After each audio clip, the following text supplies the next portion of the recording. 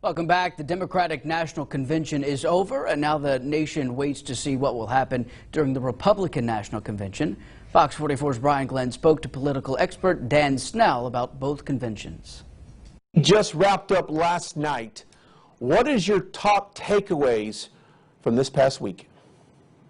Well, it was an exciting week because it was the first of its kind. Everybody was watching to see what's it going to be like, and I think they pulled off a pretty good week.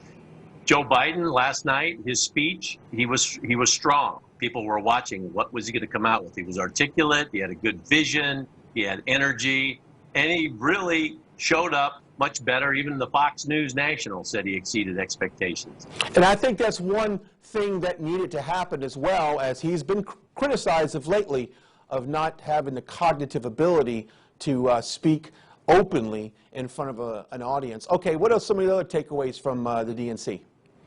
I think that he did a very good job in connecting with people, connecting with the heart. You know, he talks about restoring the soul of America. I think he did a great job of reaching in to the viewers and saying, I'm a lot like you.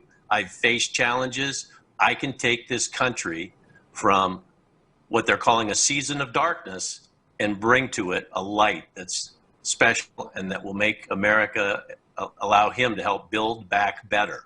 And obviously with the COVID-19, they can't all gather in one place. Do you think using the technology of Zoom and kind of doing it virtually helped the DNC get their message out versus having a packed arena?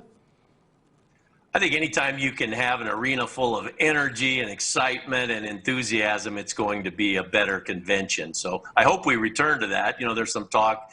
They did some great things this week, the way they did the roll call of the states. I thought that was beautiful. They had some good, crisp, quick messages that I thought was solid. And that this week, I think, shows that we're going to look forward to what happens next week with the Republican convention to see if they can deliver and improve on what they saw this week. You know, I think for any candidate, both these candidates, Donald Trump and Joe Biden, there's three things. When I first was in public office, they told me you got to be believable, you have to be likable, and you have to be electable. They've both proven they're electable. Believable, they both have things that they need to work on to get the average citizen that will believe, hey, I believe what they're going to do with my future. And the biggest challenge is likable.